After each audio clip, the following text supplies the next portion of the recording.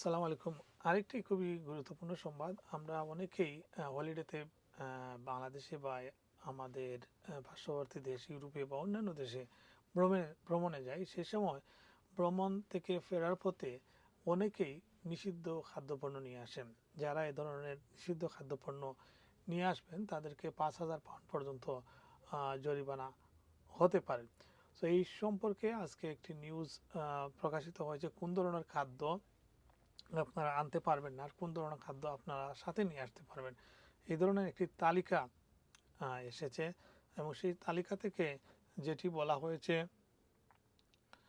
যে নিষিদ্ধ পণ্যের মধ্যে রয়েছে খাসি, গরু, বেড়া বা শকুরের মাংস আপনি নিয়ে আসতে পারবেন না। সসেজ বা মাংসজাত প্রক্রিয়াজাত খাবার, দুধ, চিজ, মাখন, দই সহ সব দুগ্ধজাত পণ্য এগুলো আপনারা ফ্লাইটে সাথে করে নিয়ে আসতে পারবেন না।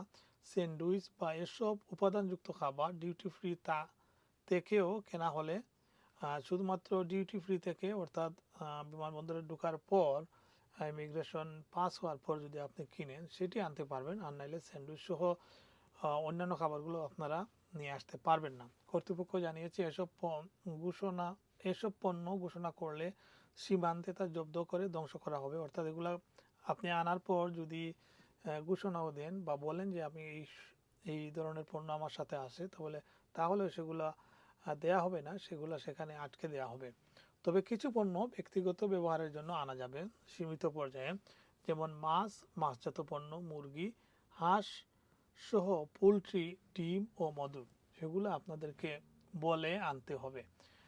এছাড়া কিছু শর্তে শিশুদের দুধ বা বিশেষ চিকিৎসাজনিত খাবার সর্বোচ্চ 2 কেজি পর্যন্ত আনা যাবে।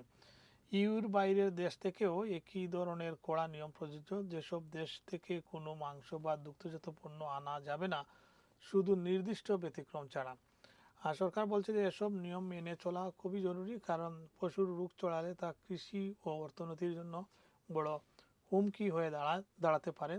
ভ্রমণকারীদের প্রতি পরামর্শ, বিদেশ থেকে দেশে ফেরার আগে কোন পণ্য আনা যাবে আর কোনটি যাবে না তা ভালোভাবে জেনে নেওয়া উচিত, না হলে বড় অঙ্কের জরিমানা হতে পারে।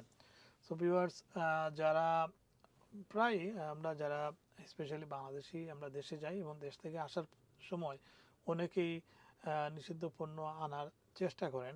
সো আপনারা এই ধরনের পণ্য আনবেন না। যদি আনেন আপনাদেরকে ৫,০০০ পাউন্ড পর্যন্ত জরিমানার সম্মুখীন হতে হবে। এবং যে পণ্যটা আপনি নিয়ে আসবেন সেটি এয়ারপোর্টেই তারা আটকে দিবে, এগুলা ফেলে দিবে। সো আপনার উভয় ক্ষেত্রেই আপনার লস, আর্থিক, মানসিক এবং কি জরিমানার সম্মুখীন হতে পারেন। সো লন্ডন বাংলা ভয়েস আপনারা সবসময় দেখবেন, এ ধরনের গুরুত্বপূর্ণ নিউজ আমরা সবসময় আপডেট দিই। আমাদেরকে লাইক, ফলো দিবেন এবং কমেন্টস করবেন। এবং গুরুত্বপূর্ণ কোনো নিউজ থাকলে আপনারা আমাদেরকে ইনবক্সে জানাতে পারেন, সেটি আমরা কভার করার চেষ্টা করব।